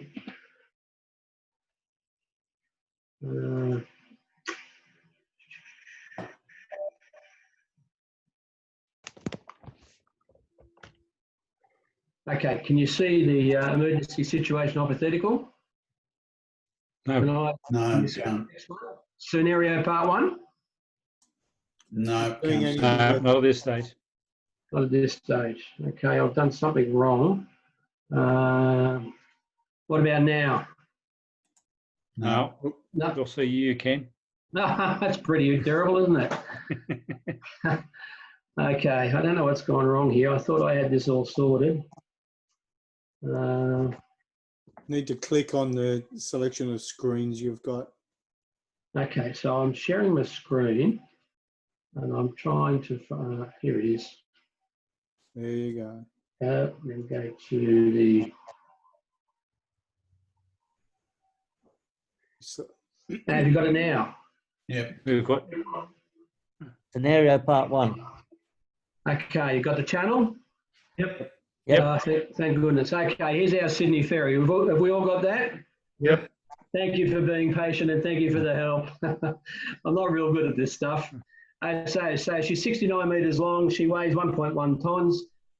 She's at 12 knots. So what's one of the rules that come into play with this particular size vessel that we spoke about? What are we in? A channel. No, channel. So we got to stay. We're talking about rule what? 9. Rule 9. So we're now talking about rule 9. And it says clearly here in rule 9, a vessel less than 20 metres in length or a sailing vessel shall not impede the passage of a vessel which can safely navigate within a narrow channel. So what's Port Jackson 20 doing at this stage? Dribbling on in front of 10 knots. He's doing 10 knots. So he could well be a concern in regards to rule number 9, that he's going to impede the process of this particular vessel. It does talk about what action we're going to take and consider and what the rules are as you being the master of the vessels. So let's move a bit forward. Okay, so we're talking about rule number 9, that vessel being in a narrow channel. Port Jackson is roughly 200 metres in front. So he now has a responsibility under rule 2. He also has a responsibility under rule 5, which is maintaining a lookout, which I'm sure he should be doing. Okay. He also has a requirement for rule 6 for safe speed. What other rules do you think might apply for this particular vessel? Mrs. Burns, is there a rule about the ferries having right of way absolutely? Okay, in a narrow channel is less than 20 metres, therefore you can't impede that particular vessel. That's that one. Rule 8? Yeah. Rule 8, what does rule 8 say? Action to avoid collision. Action to avoid collision, so he needs to be aware of what his action might be to avoid collision with that particular ferry. We've got Can the we show rule. another rule in there? Rule 10. I don't know what 10. number it is. Traffic separation. Traffic separation. I actually didn't put that in there. No. But I suppose in some respects it is a traffic separation in some form. So yeah, we're happy to take that on. Well, Rule 13, overtaking has some bearing on it, even though the large vessel at the stern of PJ20 really has priority. It is still overtaking. Yes. Yeah. He certainly does have an obligation. The problem is he's too big to argue with, isn't it? Yeah. Bob Sutton here. Don't we have a responsibility to keep to the starboard side of the channel? And We certainly do, and that's covered in what rule? With a lower draft, that would sort of keep us a lot safer than that bloody big thing. Yeah, so rule 9 says that we need to be to the far side of the channel on our starboard side in safe water. So we would expect PJ20 to be on the starboard side. The ferry obviously also should be on the starboard side and maintaining safe water. There probably is a limitation on depth, and certainly the guys from Middle Harbour would know better than I as to a depth scenario. So we've got a couple of rules that we think he should be aware of. Rule 2, Rule 5, Rule 6, certainly Rule 7. Rule 13 comes into play about overtaking. Rule 9 comes into play. So we've got quite a few rules that we are and considering, or they should be considering on your vessel. So if we roll through Rule 13, it talks about the overtaking scenario, which we've discussed. Here it is here, we need to keep away. So we've got Port Jack, yes? Can I just comment on respond to a comment made a little bit earlier about ferries and right-of-way? Yes, please, Tony. Yeah, that's your domain down there. Yeah, just to lay to rest the orange diamond, which is displayed on Manly ferries and certain other ferries, but not all ferries, entitle the ferry to right-of-way over sailing vessels only between sunrise and sunset. They do not give it any priority over any power-driven vessel. And as Howard said, if we're being overtaken by by the freshwater is an overtaking vessel. Common sense might say that you're going to get out of the way on a busy channel, and if you were to do that, a conversation with the freshwater on Channel 13 in Sydney Harbour to explain what you are going to do might be helpful, but they do not have automatic right of way, and their channels are sufficiently wide enough to take the Queen Mary, so the passing of 2 ferries and a couple of other vessels in the Western Channel is not a problem. Thank you, Tony. For those people that are up in the Newcastle area, do you have this sort of situation come into play? Someone from Newcastle area? Not really. We have a requirement, basically, that we stay, it's at least 500 metres in front of any vessel. We can't impinge on that. That is any major commercial vessel going out and using the channel, or at least 50 metres horizontally. Okay, so that's probably some sort of local rule up there, I would think. It is. Essentially, when you have a large coal boat going out, we remove ourselves from the channel. Okay, no, because that's they great. cannot manoeuvre. So is everyone generally happy with and understand what rules we need to be thinking about and complying with in this sort of situation? Yes. Yes. Great. Okay. I think so. As I say, we've got risk of collision that comes into play as well. Action by the stand-on vessel. So we talked about, I think someone mentioned Rule 17 as well. So we need to keep that in mind. So there's a few things that come into play with this particular scenario. And it goes on further. I don't want to go into actual collision and that sort of thing and what the vessel master is going to do. So I think that we have a general understanding of that one. I'd like to go to the next one now. Time's getting away. Let's see if we can share this and get some view from people on this particular one. If I can find it, not mess it up. Share. Sorry, stop sharing. Go to share the screen. Share. No. Share the screen.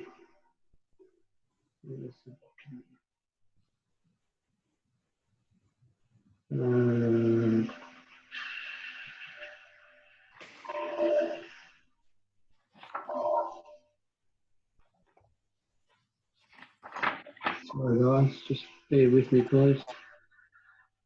So I'm much a face-to-face person. So share the screen.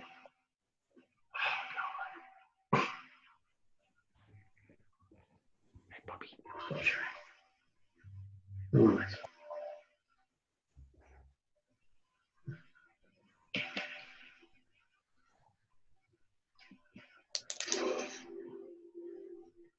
Okay. Sorry guys, I'm trying to get this to work. Share.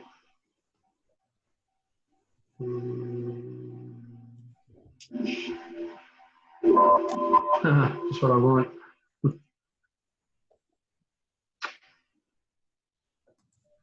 not it.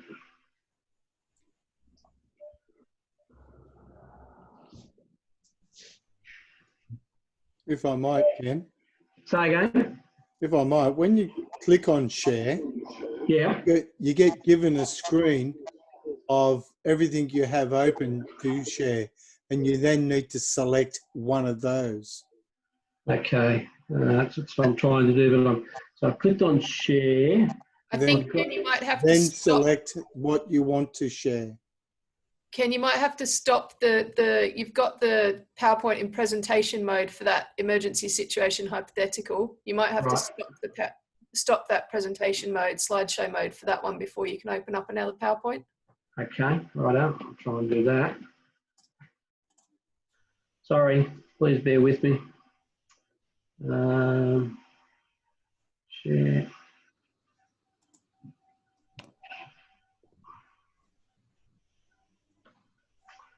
I'm not having much joy here.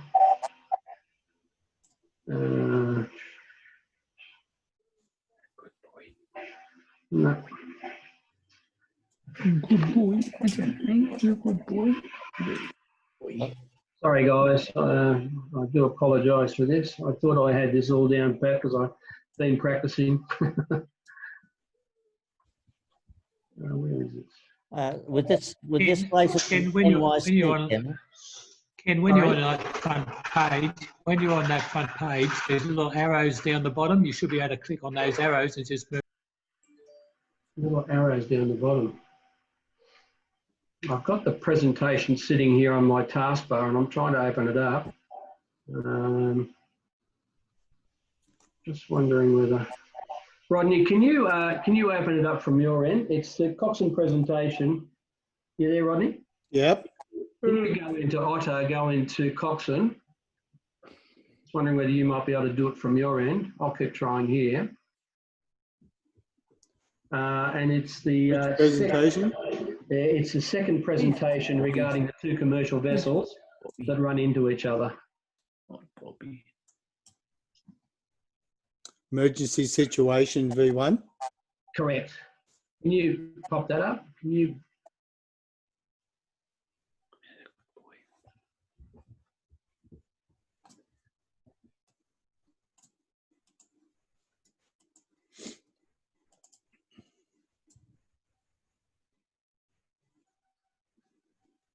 Any luck?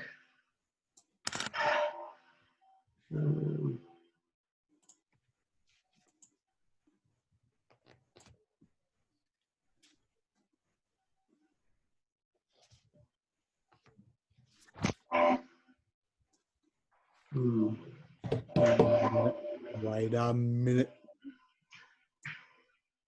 Okay, I'll stop sharing. Those PowerPoints, you can't leave them open. Here we go. I think they're all closed. Bear with me a minute. Sorry, guys. Let me just.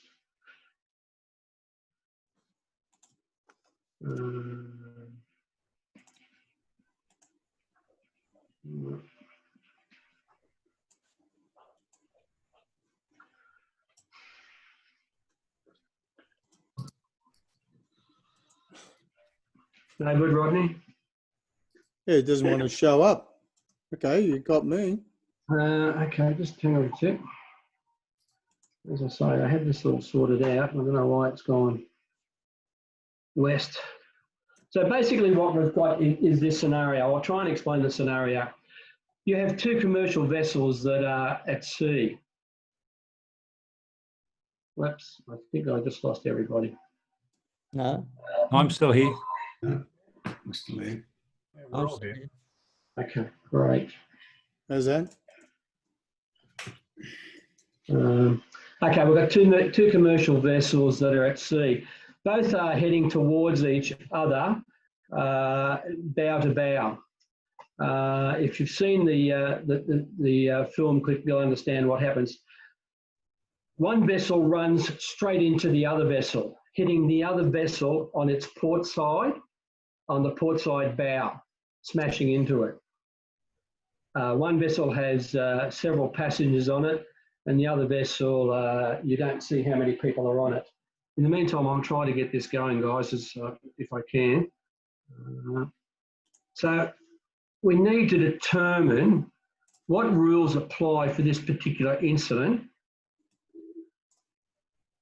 and see if we can come up with a... are you still there?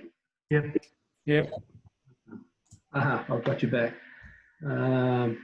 So we need to determine what actually hindered. Has anybody seen that particular video in the Coxswain? Yep. I haven't. Haven't. Okay. No. I do apologise. I've tried to get it up, but I don't know what's gone wrong. I think it's operator error, quite frankly.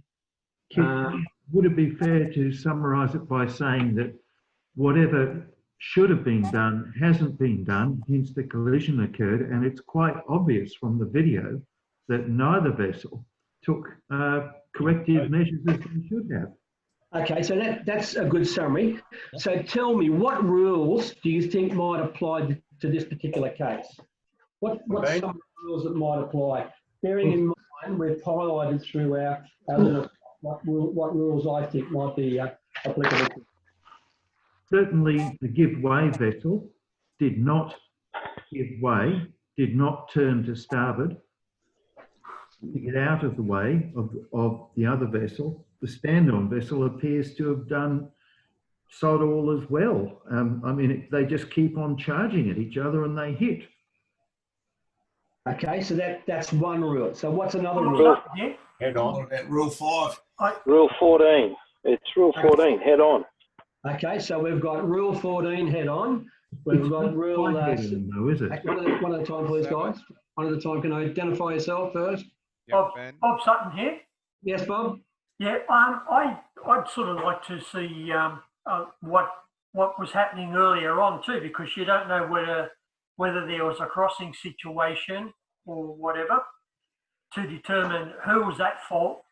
But when you think about all the rules, they're both at fault because of the no action taken for collision avoidance. Okay, so that I don't think worrying about what happened earlier on is part of the scenario. The scenario is the two vessels colliding. So I think that we have a few rules to look at. First of all, we look at rule 2. So everybody on that particular vessel has a responsibility. Everyone agree with that? Yep. Yes. Okay. So they're both in hot water for a start. Yep. Okay. Rule number 5 is the next one that comes into play. Here we go. We might be getting there after all. Rule number 5 then comes into play. Who was looking out? It sounded to me on one vessel they're having a great party. So there's a breach of rule number 5 because there was no lookouts observing what was happening. Rule number 6. Safe speed. Were vessels travelling at a safe speed?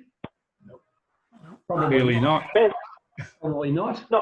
Really not. Yeah. It was clear visibility and the seas were pretty regular, so they probably were at maintaining a safe speed. Okay, so we can possibly discount rule 6. Possibly discount rule 7. How would they know, Steve here? How would they know they were at a safe speed if they didn't have a lookout? Yeah, good point. That's my thought. Yeah. Good point. I think you would find that the ruling bodies would hit them with rule 6 anyway. Yeah. Yep. Rule 6 is a safe speed to avoid a collision. So if they didn't avoid the collision, it wasn't safe. Yeah. So then we've had a collision. So that's covered under rule what? Risk of collision. Rule number 7 then comes into play. So far we've got 2, 5, 6 and 7. So he's doing fairly well there. 8. Rule 8 then comes into play. Action to avoid collision. No one took any action. Either vessel. They just plowed into each other and made a hell of a mess. And whether some people were injured or not, we don't know. And that's probably irrelevant to what we're doing. Rule number 9 doesn't really apply in this particular instance because they are at sea and they weren't in narrow channels. Yep. Rule number 13, overtaking. Do you think that might apply in this instance? No. No. No? Okay. What about rule 14, head-on situation? 14. Oh, yes. 14, yeah. Clear breach of that particular rule, isn't it? Because no one tried to do anything. And that's supported by rule number 8 in collision avoidance. Crossing situation, rule 15. Do you think that might well apply in this instance? Yes. Is there a crossing situation? Yeah. Yes. There is. There is a potential crossing situation. Okay. Jonathan, you don't think so? Look, the vessels are coming at a sort of a slight angle, so possibly there could be a crossing situation. But I think rule 13 says, rule 14 says that if it's a substantially head-on, then rule 14 applies. Okay. Yep. Righto. I'll take that on board. I have a different view, but that's fine. That's what this is about. They certainly came at each other in just about right angle. So I think one of the vessels was crossing. It's just a question of which one. Which we determine at what point in time. No. Yeah. There's about a 10-degree difference in the alignment of the vessels. Right. Oh. 10 degrees off head on. It says head on or nearest head on, nearly head on. Yeah, nearly head on. Okay, that's fine. That's great. We've generated conversation. What about Rule 16? Action by the give-way vessel. You didn't take any. No one took anything. No one took it. And then we've got Rule 17, which is action by the stand-on vessel. So clearly, it is overseas. One of the vessels had a Croatian flag on it. So there's significant breaches of rules in that particular instance for both vessels and both masters. So we looked at 2, 5, 6, 7, 8, 13, 14, potentially 13, 14, potentially 14, 15, potentially 16 and 17. So both those vessels are in hot water, apart from the damage they caused to themselves and their insurance claim. So we need to be aware when we're on our vessels that we can comply with the rules, and we are aware of these rules. It's always a good thing to go through and remind yourself of the rules. As I say, when we're doing our Coxswain assessment, we do look at you and expect that you have an understanding of not all of those rules, but certainly we'd be looking at Rule 5, Rule 6, Rule 7, Rule 8, not so much Rule 9 from where I operate, the overtaking rule, and not so much the others, but certainly Rule 19, the radar requirement rule. We do make a fair fist of that, and we do have an expectation as to what you will do in a closing quarter situation on your vessel and forcing your vessel to turn to port. So that's the only time they can do it. I think that that's been a fairly good discussion. I hope it has been helpful to everybody. I do apologise for not getting that slide up, which is a bit annoying. Any questions? Is everybody reasonably happy with the presentation and understood how it went? Thank you very much for your time. Thanks, Jonathan. Rodney, thank you very, very much for being the host and working through this. I do appreciate the time and effort. And once again, guys, if I can do anything to help, please don't be frightened to contact me through Rodney. I'm more than happy to assist if I can. As I say, I don't know all the answers, but I am lucky. We have some very, very experienced people that are sitting on this forum that certainly can guide us and give us the answers should we need it. So, Rodney, over to you. Yeah, okay. Yeah, thanks everyone. Thanks for the opportunity. It's always good to revise just about everything we do. I go through Rules Master Pro rather regularly, but just listening to Tony explain from his point of view really helps. And it's not just Tony, although it was a good job, but hearing it from everyone else. So reviewing and hearing other people's thoughts and everybody's input really matters. So I thank you all for participating. It's been good for me as well. And thanks, Ken, for the time. And my pleasure. And as soon as this video is all uploaded, I'll make sure it is where Jane usually puts it, so you can get it there. All right, so thanks everyone. Good night. Thanks, Rodney. Thanks very much. Stick around, Ken. Thanks. Ken, All the just best, stick guys. around, mate, and we'll just see if we can work out why we couldn't get this PowerPoint happening. Yeah, mate, operator, I'm